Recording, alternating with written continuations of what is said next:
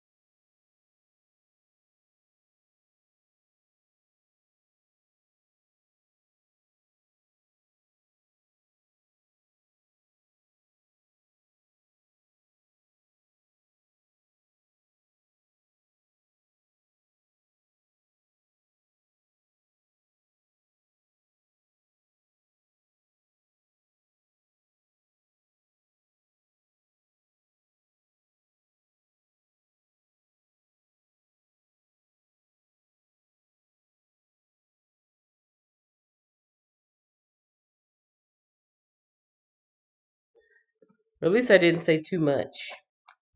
At least I didn't say too much before I realized. Because I just turned the mute down, so that's why I remembered.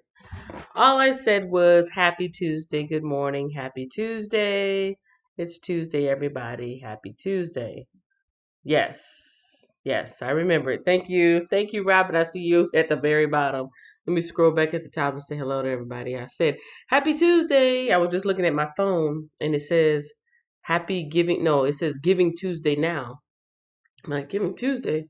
Giving Tuesday is in December. It's like, what is it? Black Friday, Cyber Saturday, or no, Black Friday, something Saturday, something Sunday, Cyber Monday, Giving Tuesday. And I was looking at my phone, it said it's Giving Tuesday now. Like all one word, Giving Tuesday now. Y'all heard of that? Katan is the first person in the room, so good morning to you. Good morning, blessings to all. Nicole says good morning, 40 fam. Nicole says bless the like button. Eva Frazier says good morning, everyone. The Wiz says morning. Life of Keith, because I'm watching myself. Bam! I am now number 12. I mean, I like myself. Don't you like yourself? What happened? Let's get this party started. Let's get this Where's that party coming from? started. Let's get this party started. It's the Bible reading party. Hey, oh, I have no idea where this is hey, coming from. oh, hey, oh. That's weird.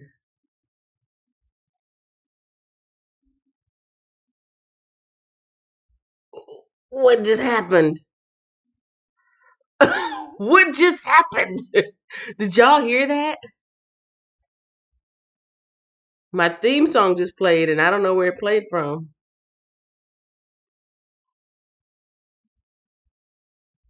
Okay, moving along.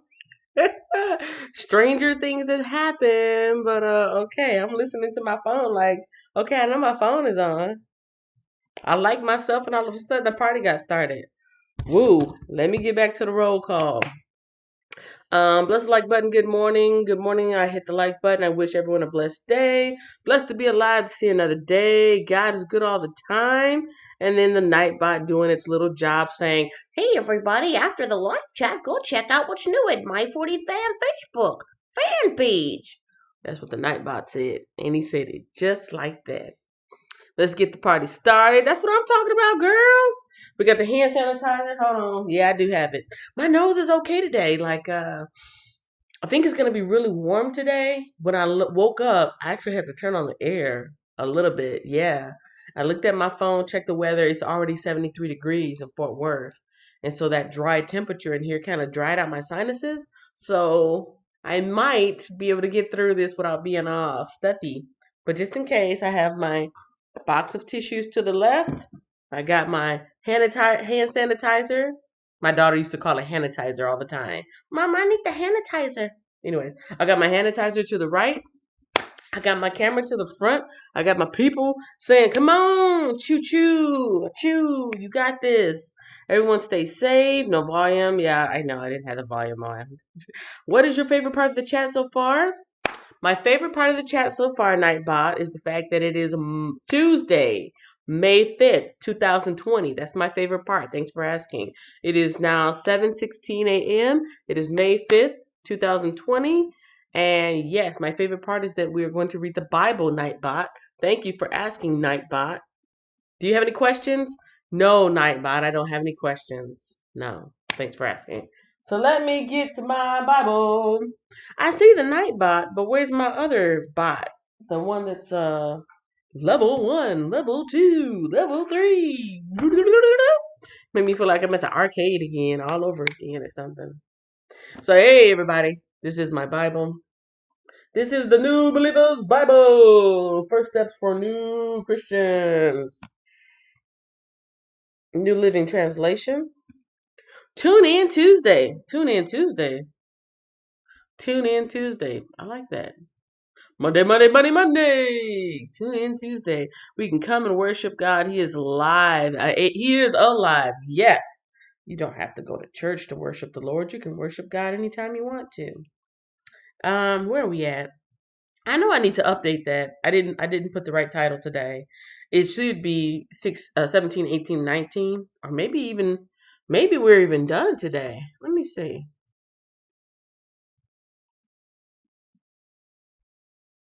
17, 18, 19 was yesterday. Wait a minute. Did I not change it yesterday? I don't think I changed it yesterday. I don't think I changed it yesterday because we're already at. Yesterday should have been 17, 18, 19. Today is 20, 21.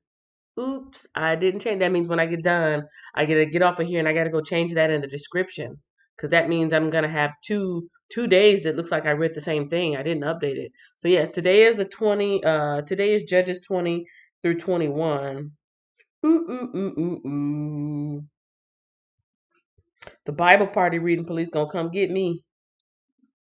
Woo woo woo, ma'am. We notice in your description you're reading from the book of Judges 20. 17 through 19 on 2 different days. Can you verify that, ma'am? Ah, ah, no, I cannot. All right, so yes, today is Judges 2021, 20 through 21. Let me change it down here. That means I thought I did my summary yesterday. Maybe I didn't save it or something because I thought I did. As soon as I got off with you guys, I did a summary. The summary of yesterday was, or maybe I didn't. Oh, maybe I didn't because I kind of got sidetracked with some of the stuff that was going on yesterday. What was going on yesterday was, wait a minute. Oh man, what day is it? I'm so confused. Monday was 17 through 19. Tuesday is 20 through 21. Weren't we reading about Samson still? 17, 18, 19. I guess not. Micah's idols. Yeah, we were reading about Micah's idols, and he installed his sons to be the priests. Then a real Levite priest came along. He's like, "Hey, I want you to be the priest." Yeah, I don't remember putting this in the summary. I did the summary of Samson on Sunday. I did the summary of Samson on Monday. In my description, if you go back, you can see it. And then I did not do that in yesterday's. Yeah. Okay. Sorry for the confusion. Sorry for the confusion. I have a certain order the way I do things, and when I don't do it, it kind of throws me off a little bit. So let's do a quick recap before any more confusion comes into my mind. Yesterday we read.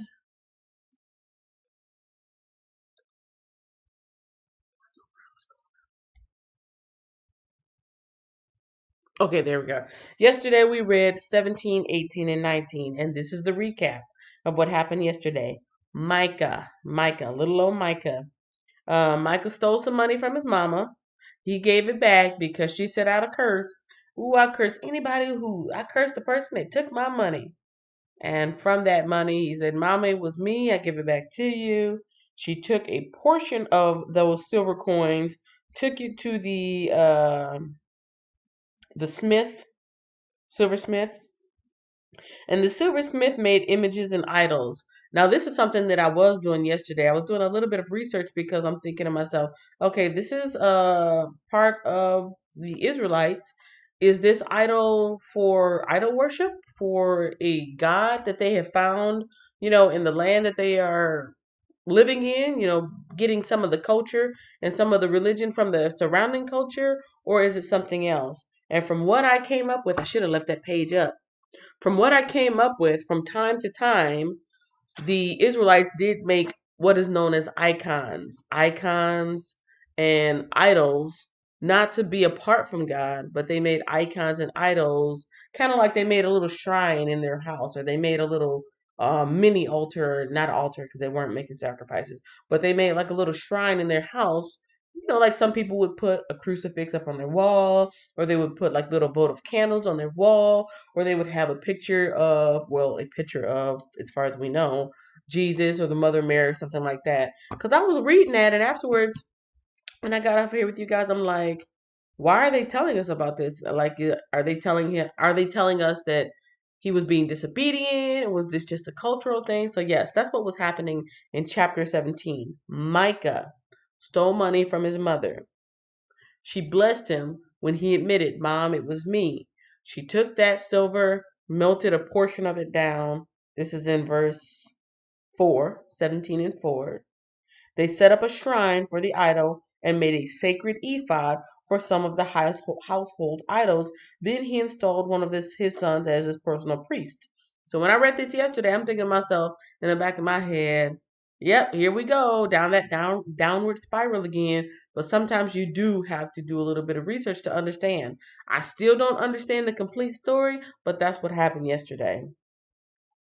So he found a Levite priest that was traveling through. He took that Levite priest and he said, "I want you to be my personal priest." The priest was in the household for a while, but then in chapter 18, let's see.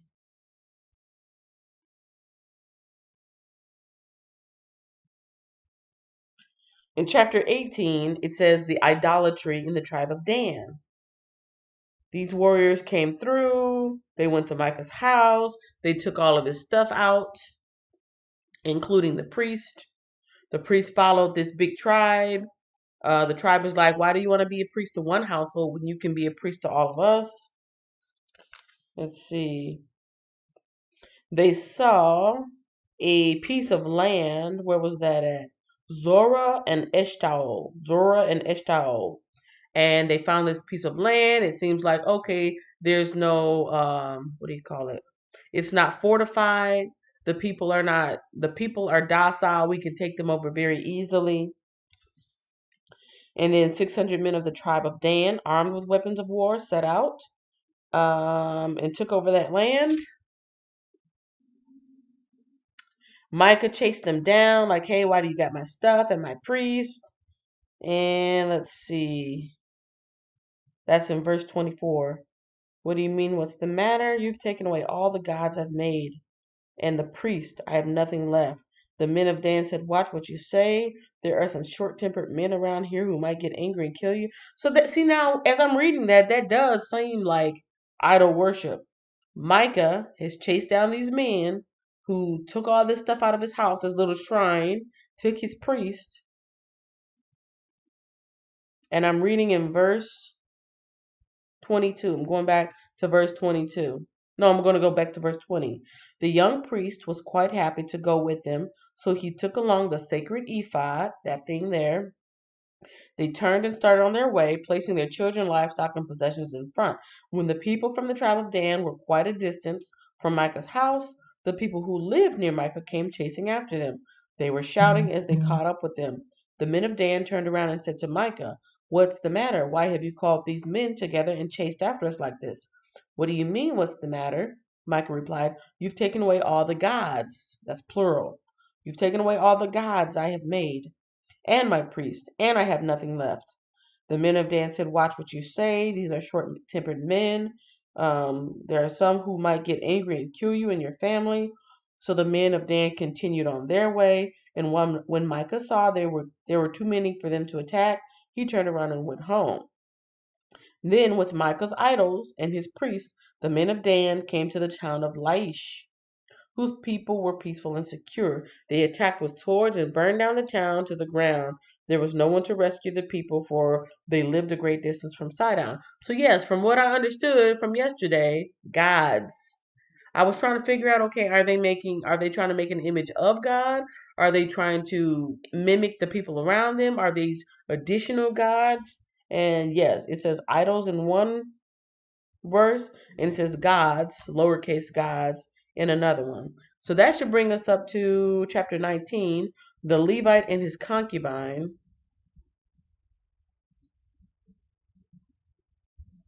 I read it, it doesn't look familiar. The Levite and his concubine. Now, in those days, Israel had no king. There was a man from the tribe of Levi living in a remote area of Ephraim. One day he brought home a woman from Bethlehem.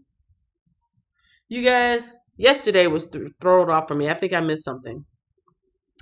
I think we missed something. The devil wanted to put a foothold. We stomped that devil. I think I missed something, you guys, yesterday. I think I got a little bit thrown off because I was supposed to read 19 and I feel like I didn't read it. So I'm going to read 19, 20, and 21 today. And if any of this sounds familiar, then we'll just consider it a review and we're just going into the next part. So this is chapter 19. Chapter 19, the Levite and his concubine. And when we talk about Levite, we're talking about the Levite that used to live with Micah, that Dan and his tribe came in, well, we won't say kidnapped, but he encouraged the Levite, come with us, come with us. Now, in those days, Israel had no king. There was a man from the tribe of Levi living in a remote area of the hill country of Ephraim. One day he brought home a woman from Bethlehem in Judah to be his concubine. But she became angry with him and returned to her father's home in Bethlehem. Oh, it says angry up here in the verse, but I'm looking at this little star, and down here in the postscripts it says she was unfaithful to him. Well, that's a nice way to put it. She became angry with him. She was unfaithful to him. But she became angry with him and returned to her father's home in Bethlehem. After about 4 months, her husband set out for Bethlehem to speak personally to her and persuade her to come back. He took with him a servant and a pair of donkeys. When he arrived at her father's house, her father saw him and welcomed him. Her father urged him to stay a while, so he stayed 3 days, eating, drinking, and sleeping there. In verse 5, we're still in chapter 19. In verse 5, on the 4th day, the man was up early, ready to leave, but the woman's father said to his son-in-law, have something to eat before you go. So the two urging him to stay, so he finally gave in and stayed the night. On the morning of the 5th day, he was up early again, ready to leave, and again the woman's father said, have something to eat, then you can leave later in the afternoon. So they had another day of feasting. Later, as the man and his concubine and servant were preparing to leave, his father-in-law said, look, it's almost evening. Stay the night and enjoy yourself. Tomorrow you can get up early and be on your way. Now, what's going on here? What is really going on? Verse 10. But this time the man was determined to leave, so he took his 2 saddled donkeys and his concubine and headed in the direction of Jebus, that is, Jerusalem. It was late in the day when they neared Jebus, and the man's servant said to him, let's stop at this Jebusite town and spend the night there. No, his master said, we can't stay in this foreign town where there are no Israelites. Instead, we will go to Gibeah. Come on, let's try to get as far as Gibeah or Ramah, and we'll spend the night in one of those towns. So they went on. The sun was setting as they came to Gibeah, a town in the land of Benjamin. So they stopped there to spend the night. They rested in the town square, but no one took them in for the night. Ooh, is it because they were Israelites? That evening, an old man, this is verse 16. That evening, an old man came home from his work in the fields. He was from the hill country of Ephraim, but he was living in Gibeah, where the people were from the tribe of Benjamin. When he saw the travelers sitting in the town square, he asked them where they were from and where they were going. Verse 18, we have been in Bethlehem in Judah the man replied. We're on our way to a remote area in the hill country of Ephraim, which is my home. I traveled to Bethlehem and now I'm returning home, but no one has taken us in for the night. Even though we have everything we need, we have straw and feed for our donkeys and plenty of bread and wine for ourselves. You're welcome to stay with me. That's what happened in verse 20. You're welcome to stay with me, the old man said. I will give you anything you might need. But whatever you do, don't spend the night in the square. So he took them home with him and fed the donkeys. After they washed their feet, they ate and drank together. While they were enjoying themselves, a crowd of troublemakers from the town surrounded the house. They began beating at the door and shouting to the old man, Bring out the man who's staying with you so we can have sex with him. What? No wonder that man said you don't want to stay out here in the town square. Woo, because the freaks come out at night. The freaks come out at night. This is verse 23. The old man stepped outside to talk to them. No, my brothers, don't do such an evil thing, for this man is a guest in my house, and such a thing would be shameful. Here, take my virgin daughter and this man's concubine. I will bring them out to you, and you can abuse them and do whatever you like, but don't do such a shameful thing to this man. Now, you know what I'm thinking right now, right? This is a different era, a different time. Women had different status, different place. Zippity lip, unzip, read. This is verse 23. But they wouldn't listen to him. So the Levite took hold of his concubine and pushed her out the door. The men of the town abused her all night, taking turns raping her until morning. Finally, at dawn, they let her go. At daybreak, the woman returned to the house where her husband was staying. She collapsed at the door of the house and lay there until it was light. When her husband opened the door to leave, there lay his concubine with her hands on the threshold. He said, Get up, let's go. But there was no answer. So he put her body on his donkey and took her home. Abuse, abuse! Verse 29. When he got home, he took a knife and cut his concubine's body into 12 pieces. The poor girl then died. The poor girl has died. Then he sent one piece to each tribe throughout all the territory of Israel. Everyone who saw it said such a horrible crime has not been committed in all the time since Israel left Egypt. Think about it. What are we going to do? Who's going to speak up? And this is coming from where? And this is a Levite. Whoever said everybody in the church was good and holy did not know about this Levite. Not everybody. You have to judge everybody as an individual. Just because a person comes from church doesn't mean they get a pass. This Levite was wrong, straight up wrong. The Levite and his concubine. This is chapter 19 that we're in. But let me see the rest of the tribe. So the poor girl had been violated, died, and now he's taking her, piecing her up to 12 pieces, and sending each of her 12 pieces out to the tribes. What was the point? What was the point of that? I would really like to know. But in verse 30, chapter 19, verse 30, it says, Everyone who saw it said, Such a horrible crime has not been committed in all the time since Israel left Egypt. Think about it. What are we going to do? Who's going to speak up? Chapter 20 is Israel's war with Benjamin. But before I get there, let me check in with you guys. I thought I saw movement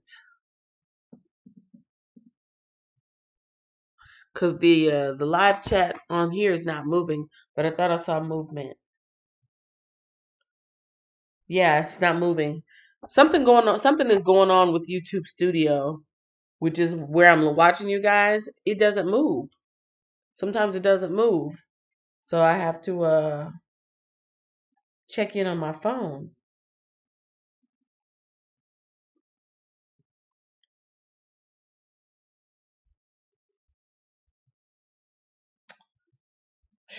Yeah, I missed a lot of stuff.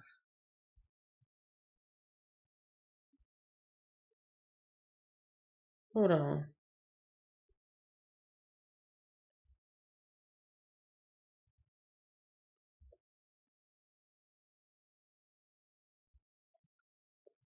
Okay, I didn't miss anything. All I see is checkpoint coming up.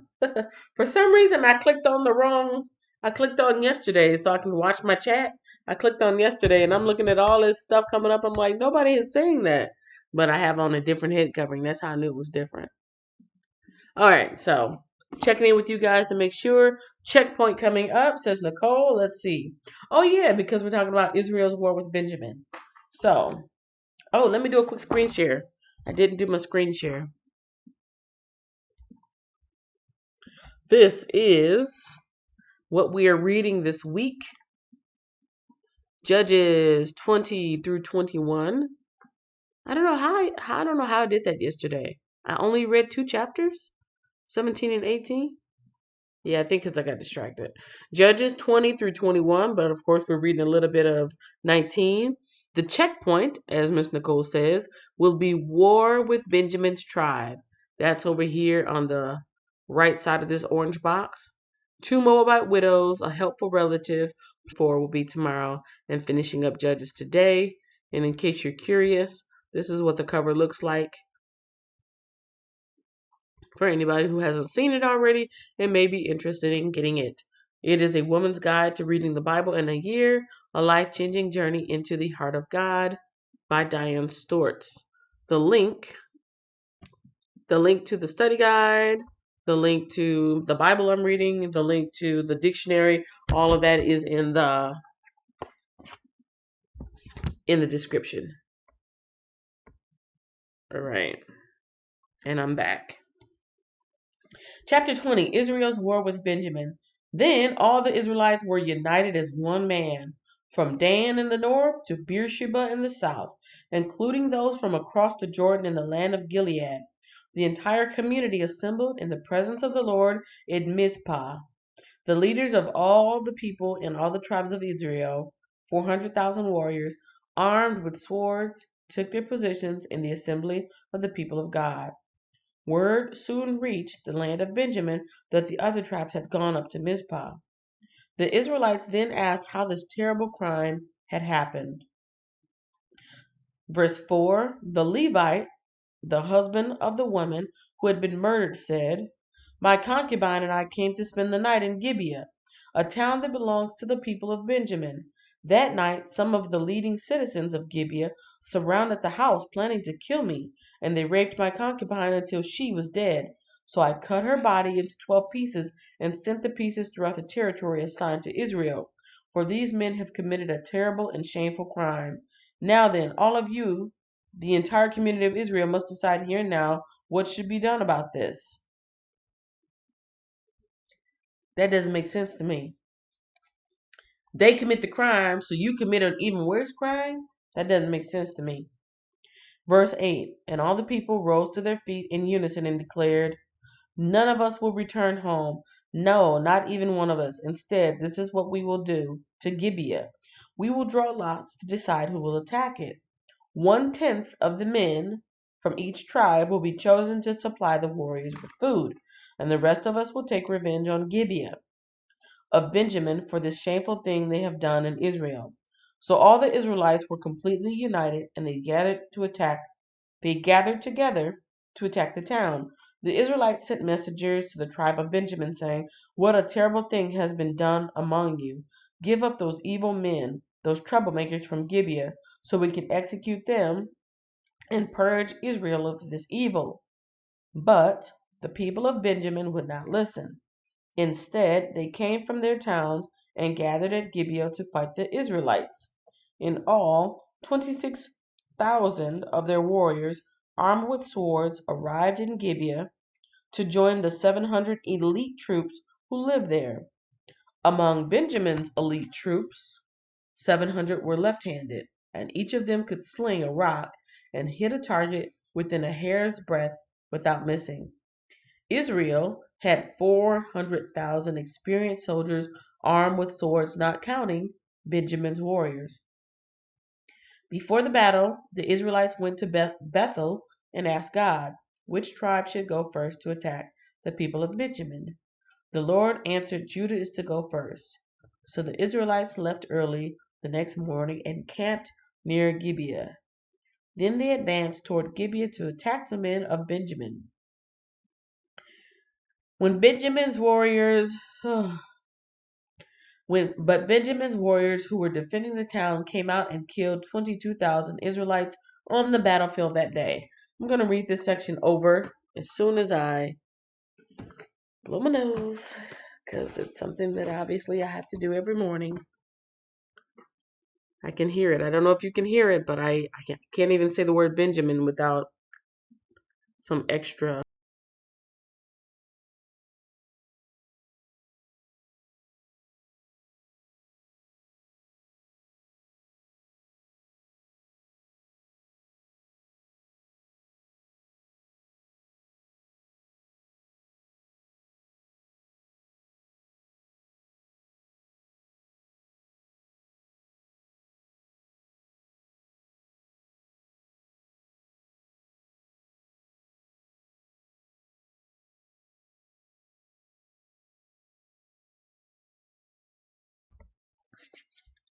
I apologize for the delay.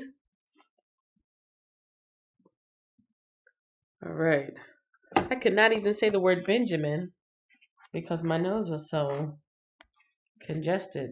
So I'm going to go back and I'm going to read from 18. I'm in chapter 20, verse 18. Before the battle of the Israelites went to Bethel and asked God which tribe should go first to attack the people of Benjamin. The Lord answered, Judah is to go first. So the Israelites left early the next morning and camped near Gibeah. I can say that. Gibeah. Then they advanced toward Gibeah to attack the men of Benjamin. But Benjamin's warriors, who were defending the town, came out and killed 22,000 Israelites on the battlefield that day. But the Israelites encouraged each other and took their positions again at the same place they had fought the previous day, where they had gone up to Bethel and wept in the presence of the Lord until evening. They had asked the Lord, Should we fight against our relatives from Benjamin again? And the Lord said, Go out and fight against them. Verse 24. So the next day they went out again to fight against the men of Benjamin. But the men of Benjamin killed another 18,000 Israelites, all of whom were experienced with the sword. Verse 26. Then the Israelites went up to Bethel and wept in the presence of the Lord and fasted until evening. They also brought burnt offerings and peace offerings to the Lord. The Israelites went up seeking direction from the Lord. In those days, the ark of the covenant of God was in Bethel, and Phinehas, son of Eleazar, and grandson of Aaron, was the priest. The Israelites asked the Lord, Should we fight against our relatives from Benjamin again, or should we stop? The Lord said, Go, tomorrow I will hand them over to you. In verse 29, so the Israelites set an ambush all around Gibeah. They went on the third day and took their positions at the same place as before. When the men of Benjamin came out to attack, they were drawn away from the town, and as they had done before, they began to kill the Israelites. About 30 Israelites died in the open fields and along the roads, one leading to Bethel and the other leading back to Gibeah. Then the warriors of Benjamin shouted, We're defeating them as we did before. But the Israelites had planned in advance to run away so that the men of Benjamin would chase them along the roads and be drawn away from the town. When the main group of Israelite warriors reached Baal Tamar, they turned and took up their positions. Meanwhile, the Israelites hiding in the ambush to the west of Gibeah jumped up to fight. There were 10,000 elite Israelite troops who advanced against Gibeah. The fighting was so heavy that Benjamin didn't realize the impending disaster. So the Lord helped Israel defeat Benjamin, and that day the Israelites killed 25,100 of Benjamin's warriors, all of whom were experienced swordsmen. Then the men of Benjamin saw that they were beaten. The Israelites had retreated from Benjamin's warriors in order to give those hiding in ambush more room to maneuver against Gibeah. Then those who were hiding in rushed in from all sides and killed everyone in the town. They had arranged to send up a large cloud of smoke from the town as a signal. When the Israelites saw the smoke, they turned and attacked Benjamin's warriors. By that time, Benjamin's warriors had killed about 30 Israelites, and they shouted, "We're defeating them as we did in the first battle." But when the warriors of Benjamin looked behind them and saw the smoke rising in the sky from every part of town, the men of Israel turned and attacked. At this point, the men of Benjamin became terrified because they realized disaster was close at hand. So they turned around and fled before the Israelites toward the wilderness. But they couldn't escape the battle, and the people who came out of the nearby towns were also killed. The Israelites surrounded the men of Benjamin and chased them relentlessly, finally overtaking them east of Gibeah. That day, 18,000 of Benjamin's strongest warriors died in battle. The survivors fled into the wilderness toward the rock of Rimmon, but Israel killed 5,000 of them along the road. They continued the chase until they had killed another 2,000 near Gidom. So that day the tribe of Benjamin lost 25,000 strong warriors armed with swords, leaving only 600 men who escaped to the rock of Rimmon, where they lived for 4 months. And the Israelites returned and slaughtered every living thing in all the towns, the people, the livestock, and everything they found. They also burned down all the towns they came to. That is chapter 20 of Judges. And this is all spurred off. If we go back, this is all jumped off the Levite and the concubine. Chapter 19. This all started from chapter 19. One day he brought home a woman from Bethlehem to be his concubine. This is verse 1 of 19. But she became angry with him and returned to her father's home in Bethlehem. And like I said down in the postscript, she was unfaithful to him. He went to go get her. They're going back on their way home. All this stuff is happening as they're in the town of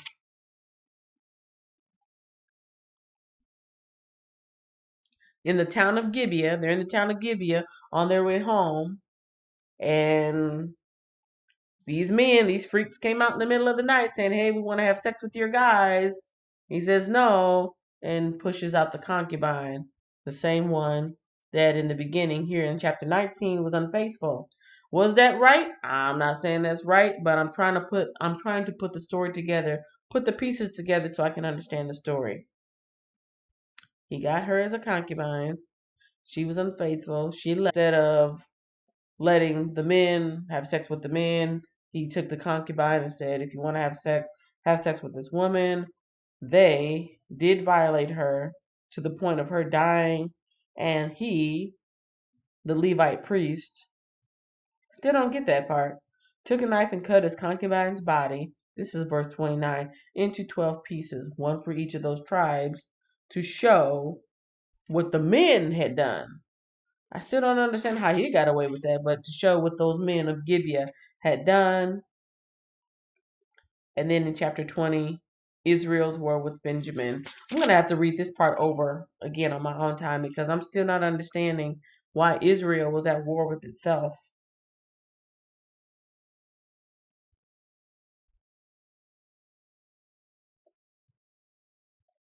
What a terrible thing has been done among you. Give up those evil men, those troublemakers from Gibeah, so we can execute them and purge Israel of this evil. So the people in Gibeah, those were Israelites? Was that what was going on? Benjamin, part of the tribe, came down to fight. And in verse 12, the Israelites sent messengers to the tribe of Benjamin saying, "What a terrible thing has been done among you. Give up those evil men, those troublemakers from Gibeah." I think I'm going to consult my dictionary after this to see exactly who was living in Gibeah. I was under the assumption that Gibeah was just some random place with non-Israelites in it, and that the non-Israelites is who was trying to attack the men living in the house.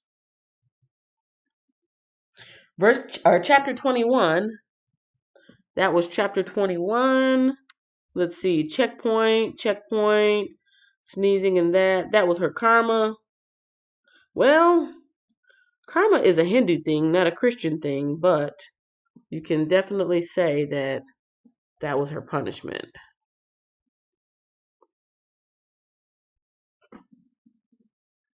Yeah. Karma is not a Christian concept, but I see where you're going with that. What goes around comes around. People use the word karma all the time, not realizing where it comes from, but yeah. Chapter 21, Israel provides wives for Benjamin. I think it was the Israelites living there. I'm going to have to look that up. I don't know if that would actually be in here. Gibeah? It is.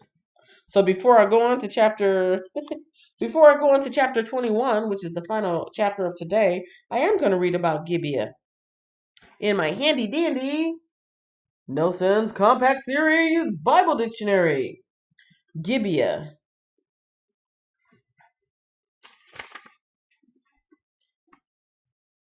A city belonging to Benjamin. Oh, so that's why they say evil has been done in your among your people. Gibeah, a city belonging to Benjamin. That's why the Benjamin's people are fighting. Scholars disagree over whether this is the same city called Gibeath in Joshua. Gibeah has been excavated at the modern site of Tel El Ful. Tel El Ful, really? I'm not lying, you guys. This is the name of the place. And I know I'm probably pronouncing it wrong, but still. All right. You see it right there next to Murphy? Tel El Ful. Gibeah has been excavated at the modern site of Tel El Ful. I know they're not saying it that way, but that's how I'm pronouncing it. Gibeah has been excavated at the modern site of Tel El Ful, 3 miles north of Jerusalem. This city figured prominently in two separate periods of the Old Testament history.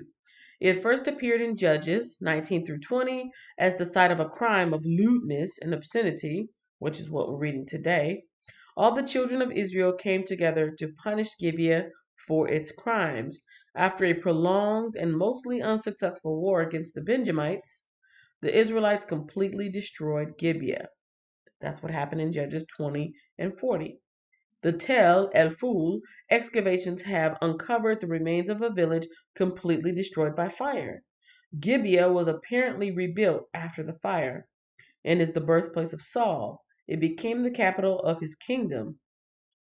In many passages, it is even called Gibeah of Saul.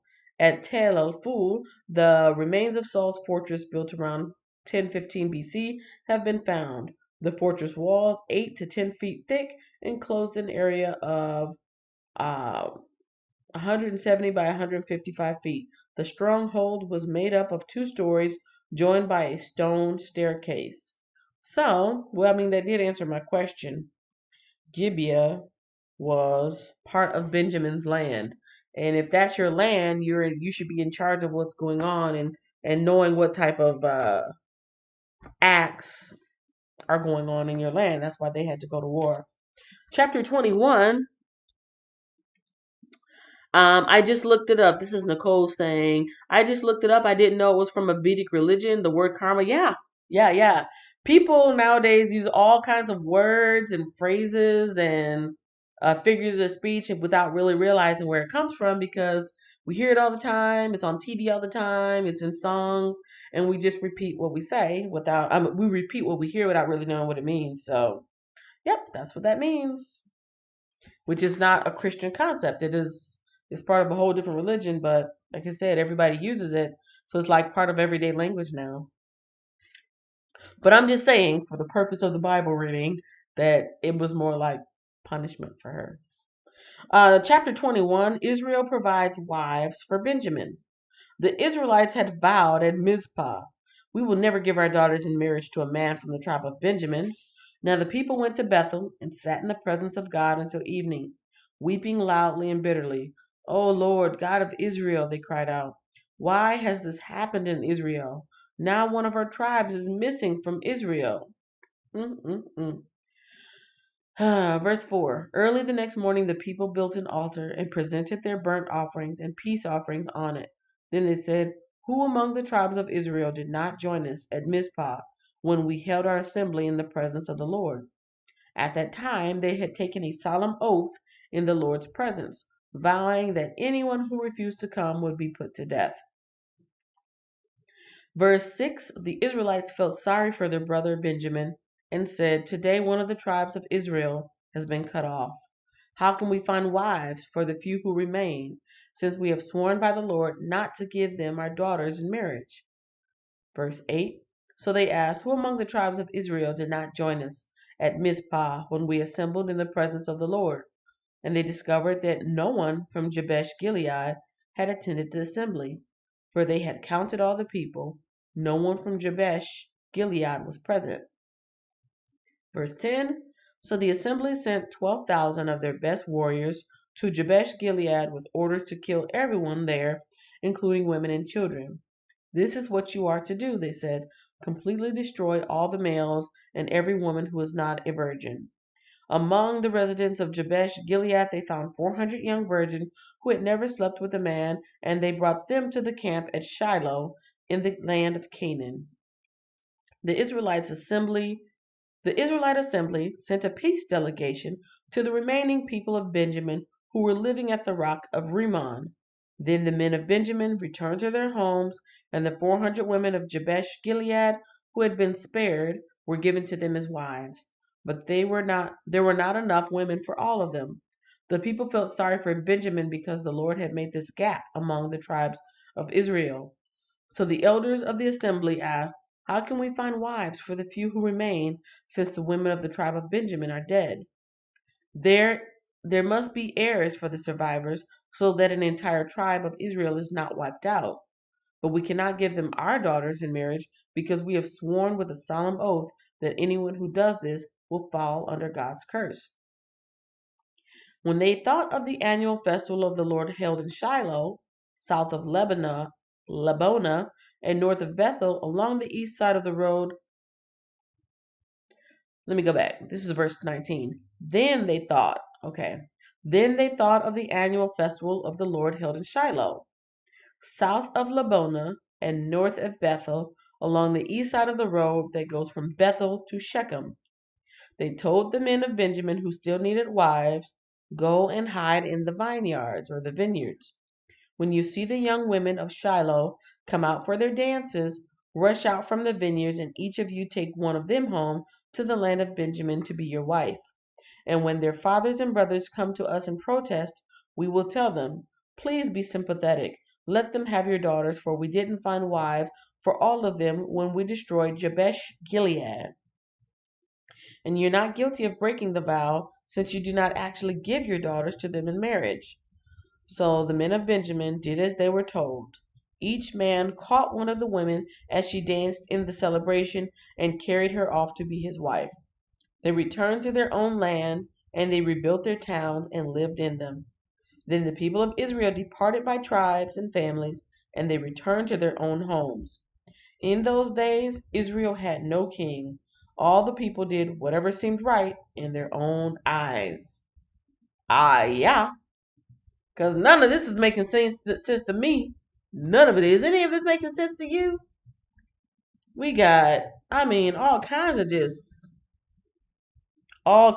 of just lawlessness, perverseness, murderousness, corruption. Some of this is just gross. But the last verse, it says, "In those days Israel had no king. All the people did whatever seemed right in their own eyes." They were trying to come at me, so I pushed out my concubine. It seemed like the right thing to do at the time. Oh, yeah, when she died, I just cut her pieces up. It seemed like the right thing to do. Oh, yeah, these guys, we're going to crush them. But then we're going to feel sorry for them and give them some wives, but there isn't enough to go around. So, hey, when these girls come out to dance, just hide in the bushes and take them. It seems like the right thing to do. I'm being funny, but I'm not being funny.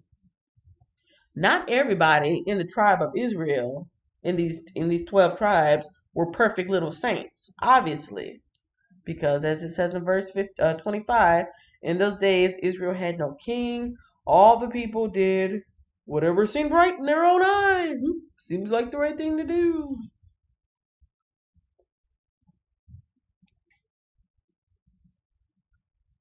Mm-hmm. 21. Verse 21 and 11. There's a little thing at the bottom. The Hebrew term here used refers to the complete consecration of things or people to the Lord, either by destroying them or by giving them as an offering. When you see the young women of Shiloh come out for their dances, rush out from the vineyards, and each of you can take one of them home to the land of Benjamin to be your wife. Oh no, that's the wrong one. So the assembly sent 12,000 to their best warriors with orders to kill everyone there, including women and children. This is what you're to do: completely destroy all the males and every woman who's not a virgin. And it says here in the Hebrew text that this is an act of consecration, a cleansing. That's what's going on, a purge or a cleansing, either by destroying them or giving them as an offering. Ladies and gentlemen, that is the book of Judges.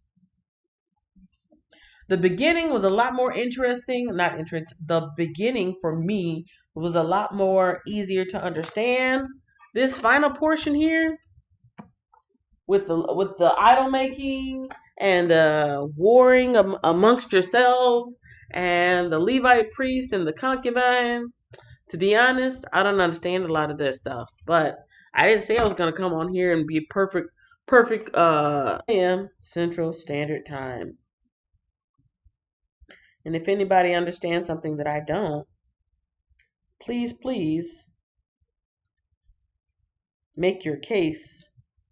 Give me some information. Let me know how you understand it. The last thing I'm going to read from this Bible dictionary is about concubines, because I'm really trying to understand that whole situation. Let's see. So far, I like that God have them strength to defeat Benjamin's warriors. And when you say God, you mean uppercase God, right? Because we were talking about the gods as idols with a lowercase g, and then the God, which is a capital G. This is the dark part. That's where God comes in. I am that same emotion. Eh. But like I said, in this day and age, women definitely had a different status, a different purpose, a different type of respect for women. So let's read about this concubine. What is concubine? In the Old Testament times, a female, we use that word nowadays, don't we? This female here and this female there. When I was growing up, let me have a flash from the past. When I was growing up in the 80s, a child of the 80s, we didn't use the word female like that. Female was more like a scientific word. It was girl or woman, sometimes chick, lady. If somebody was really rough and from the street, they said this broad. But we didn't use the word female like that. Female is something we learned in science, like the female frog's parts and the male frog's parts. But we didn't use that word like that. Anyways, in the Old Testament times, a female slave, yeah, we used it to determine if something is male or female, but we didn't use it like as a person. We just said this woman or this girl. In Old Testament times, a female slave or mistress with whom a man was lawfully permitted to have sexual intercourse. The first mention of a concubine occurs in Genesis 22 and 24, where Ruma is described as the concubine of Nahor, Abraham's brother. Other men in the Old Testament who had these female slaves included Abraham, that's in Genesis 25 and 6, Jacob, Genesis 35 and 22, Eliphaz, Genesis 36 and 12, Gideon, Judges 8 and 31, and Saul, 2 Samuel 3 and 7. Sarai presented Hagar, her Egyptian maidservant, to Abraham as a concubine so he could father children through Hagar. That was in Genesis 16 through 2 through 3.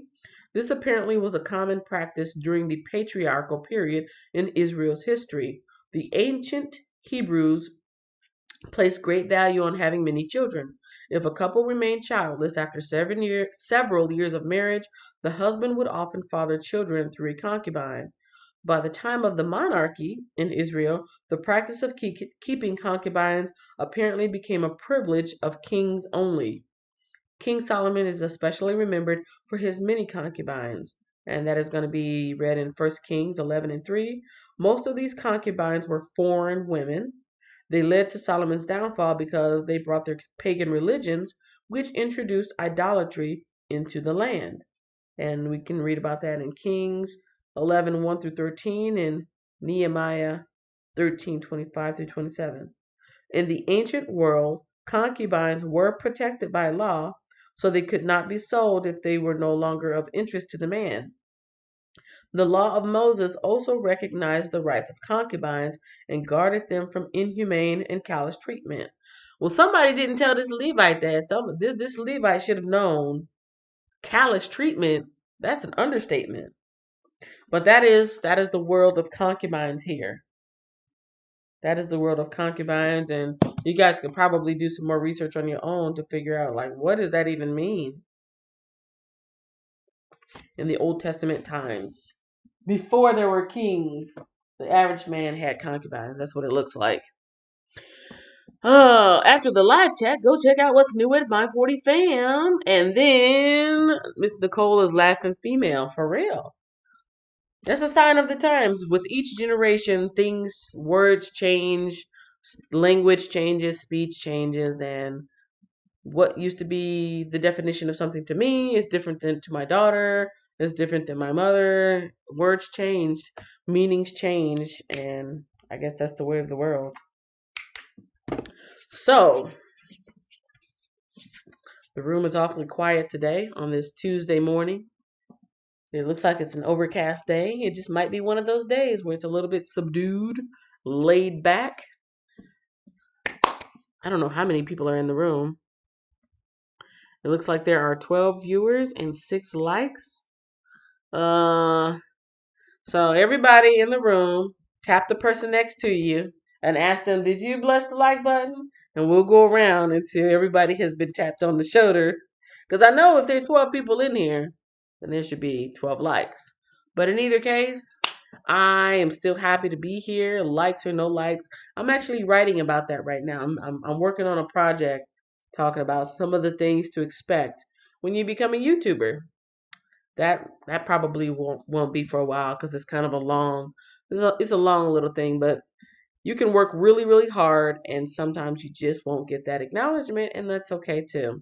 I'm just happy to be here to, one, fulfill my New Year's resolution and keep my word like I said it would. Two, make a video every day, which is kind of cool, even though not everybody that follows me is here.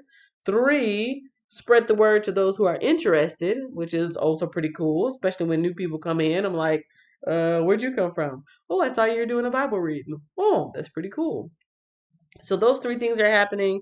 The likes and the shares, all that is just icing on the cake. So this is the day that the Lord has made. I will rejoice and be glad in it. Roll call time, working from the back to the front. Nightbot, you did a great job, Nightbot. You didn't time anybody out. Good job, good job. Nobody that should have been timed out. Let's see. Nicole is already giving a label out for tomorrow. Worship Wednesday. Worship Wednesday. We ain't in church, but I guess the church is the body of Christ, right? So maybe we are in church. Subscribe if you haven't already done so. That is Nicole. Katan says 11 in the house. Please hit the like button. Yeah, I see it.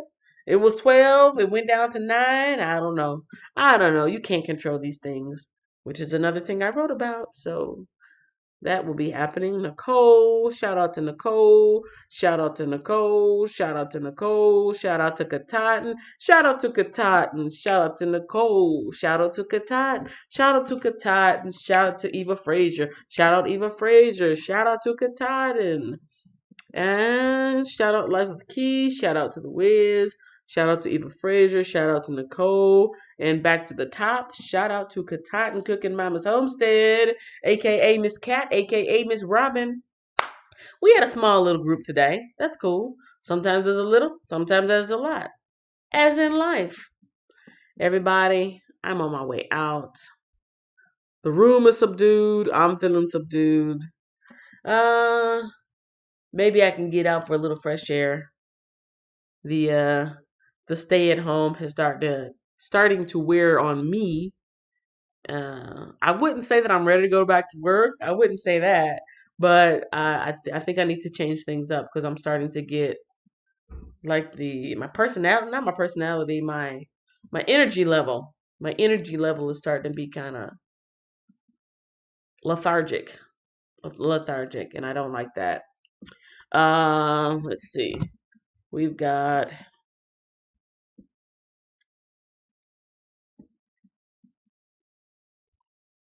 Oops. I don't want to create a new one. I want my old one. Oops. Man, I've been taking a lot of notes. Where's all my notes?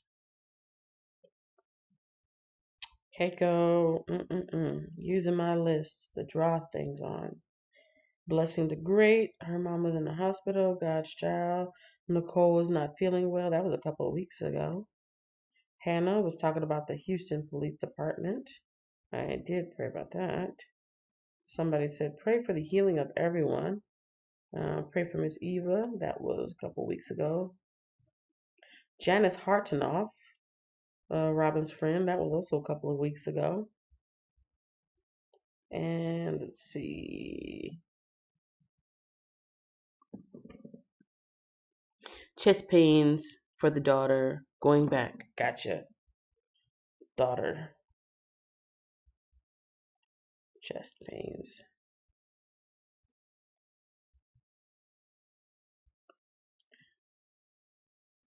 Healing. All right.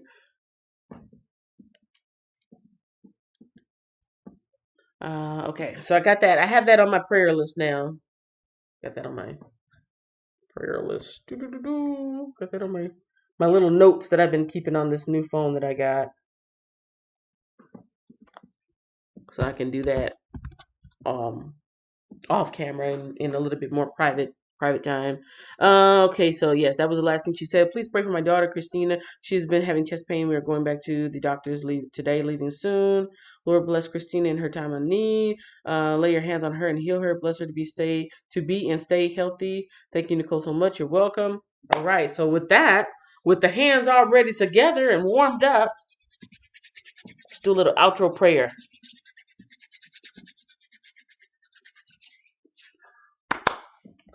Lord, thank you for today. Thank you for this wonderful Tuesday. This week feels weird, but you know what? I'm going to have faith that however it turns out, it's going to turn out just the way you want it to, Lord. Yesterday and today, just a little bit weird for me, but I'm thankful anyways because this is the day that the Lord has made and I will rejoice and be glad in it. I am thankful that I am awake. I am thankful that I am able to move around. I'm thankful for the comfort of I am thankful for just the ability to speak, just the ability to even speak and use my mouth and my throat. I know sometimes this congestion comes in and it's a little bit annoying, but you know what? A little bit annoying is okay because I still have the ability to speak out loud. People can hear me, they can hear the word, and they can be touched and learn from the word that I'm reading.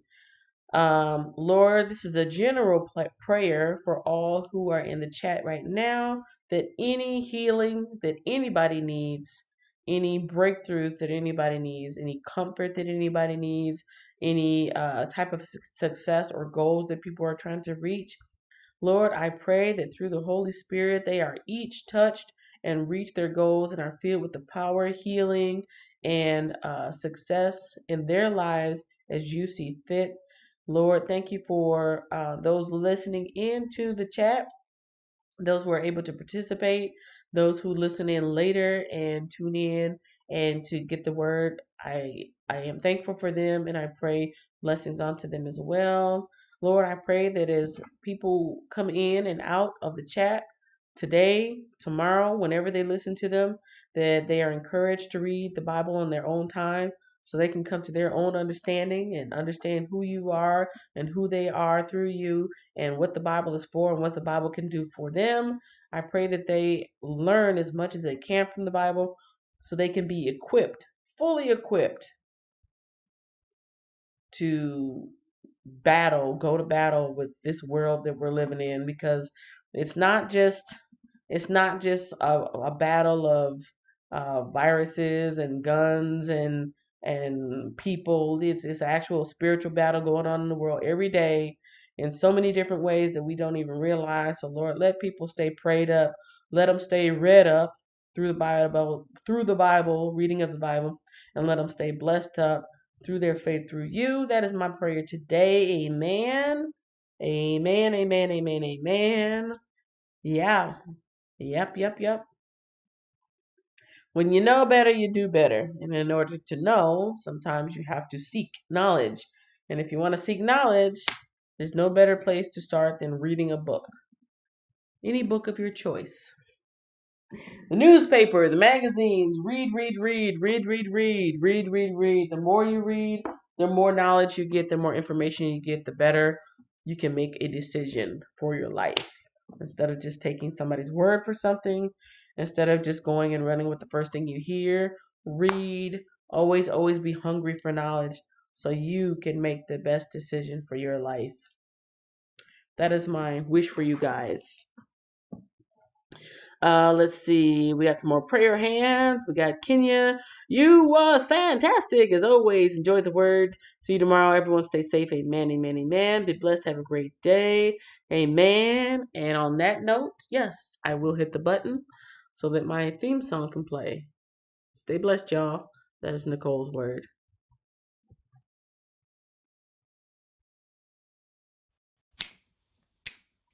Entrepreneur drive.